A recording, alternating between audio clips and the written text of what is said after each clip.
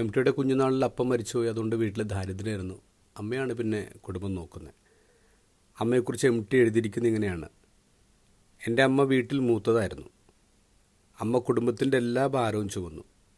പുറത്തേക്ക് കാണിക്കാതെയുള്ള ഒരു തരം സഹനം. അമ്മ അമ്പലത്തിൽ പോയിട്ട് ഞാൻ കണ്ടിട്ടില്ല. കുട്ടികളിൽ ആളിക്കാറുമില്ല. കുടുംബം എങ്ങനെ നടന്നു പോകുന്നു എന്നതിലായിരുന്നു ശ്രദ്ധ. ഞങ്ങളുടെ വീടിൻ്റെ പാകമുപ്പ് കണക്കാണ്.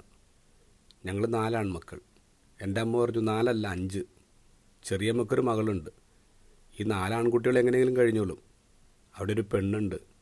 അതുകൊണ്ട് 4 അല്ല 5. അങ്ങനെ ഒരു ഭാഗം തന്നെ അവർക്ക് കൊടുക്കുകയാണ്.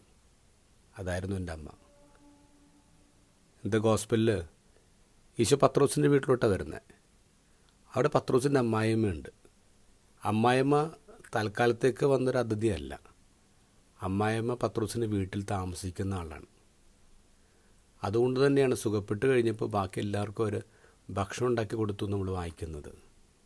സ്വന്തം അപ്പനമ്മയ്ക്ക് വരെ വീട്ടിൽ സ്ഥലം കൊടുക്കാത്ത കാലത്ത് നിന്ന് നമ്മളത് വായിക്കുമ്പോൾ നമുക്കൊരു അത്ഭുതമാണ്. പത്രോസ് അമ്മായിയമ്മയ്ക്ക് വീട്ടിൽ സ്ഥലം കൊടുത്തു. വെറുതെ അല്ല ഈശോ സഭയുടെ താക്കോല് പത്രോസിനെ ഏൽപ്പിച്ചത്. കാരണം ഈശോയ്ക്ക് നല്ല ഉറപ്പുണ്ടായിരുന്നു, ഈ പത്രോസ് ഒരാളും തൂക്കിയെടുത്ത് സഭയുടെ പുറത്തേക്ക് കളയില്ലെന്ന്. പകരം എങ്ങനെയൊക്കെ വഴിതെറ്റിപ്പോയാലും അവരെല്ലാം എടുത്ത് സഭയുടെ അകത്തേക്ക് കയറ്റുമെന്ന്.